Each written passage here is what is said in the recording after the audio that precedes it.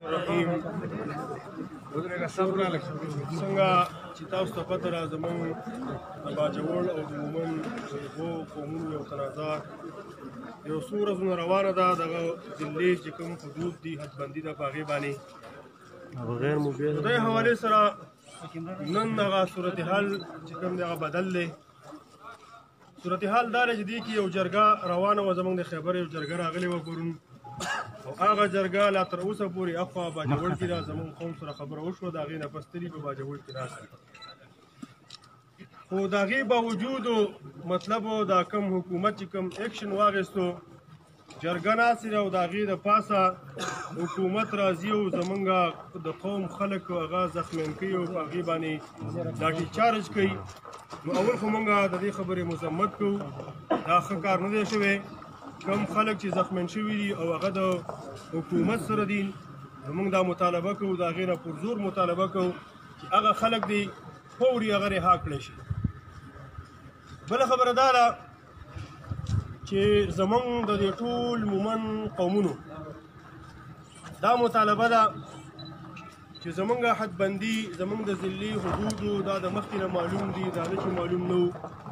د مخکې نه معلوم دي. نو لہذا مهرباني دي حکومت دې مهرباني وکړي، انتظامیه دي دا مهرباني وکړي چې دا دواړه قومونه دي د یو کس په خوله باندې هغه نه جنګوي.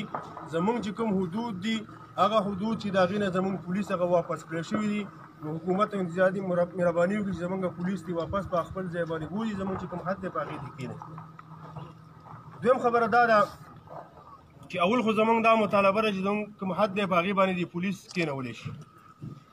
د هغې نه بعد نوره خبره ده، نو زمونږ تنازع دا په ځمکو باندې نه ده، زمونږ تنازع دا په حدبندۍ باندې ده. فلحال د دې قومونو د اوچتولو دپاره د دغه کار وکړی شي، او د هغې نه بعد زمونږ دا مطالبه ده چې د دې مسلې د حل کولو دپاره بنیادي ختمولو دپاره د حکومت او صوبایي حکومت یو جوډیشنل کمیشن هغه جوړ کړي او هغه خبره د هغې ته حواله کړی شي. دا خبره به هغه وروسته په قلار باندې څه کوي ختموي. دویمه خبره دا ده چې زمونږ ما څنګه مخکې وویلې چې دا زمونږ جګړه په ځمکو باندې نه ده، ځمکه به د یو سړي د هغې لار معلومه ده، هغه به وروسته کېږي. خو زمونږ چې کومه مسله روانه ده دا زمونږ د ضلعي په حدودو باندې هغه مسله روانه ده. او بله خبره دا کومه چې زمونږ دا دواړه قومونه هغه خوبیه قوتونه چې هغه دا دواړه قومونه د خپلو مقاصدو د خپلو مفاداتو دپاره جنګول غواړي، نو زه موږ دا ټول قوم دا ریکویسټ کوو، دا درخواست کوو هغه خفیه قوتونو ته چې برای کرم په ضد د دې باندې چې تاسو دا دواړه قومونه هغه وجنګوئ، نو د هغې په ځای باندې مهرباني دا وکئ چې د دې دواړو قومونو مسله هغه په خیر سره هغه ختمه کوي. موږ ورونه یې، موږ باجوړ خلکو ته دا یو پیغام ورکوو چې تاسو سره زمونږ هېڅ قسمه چې کوم دی مسله نشته، زمونږ ورونه یاستئ، زمونږ د یو بل سره د مخکې نه تعلقات دي، زمونږ د یو بل سره هغه رشتې دي، البته حدود دي، نو حدود به چې کوم دی هغه موږ خپل هغه معلوم دي د مخکې نه. په دې باندې تاسو د یو شخص په ذاتي دغه باندې مفاداتو حاصلولو باندې موږ سره په دې باندې هغه جګړه نه کوئ، او موږ بیا چې کوم دی د حکومت نه دا مطالبه کوو چې یو جوډیشنل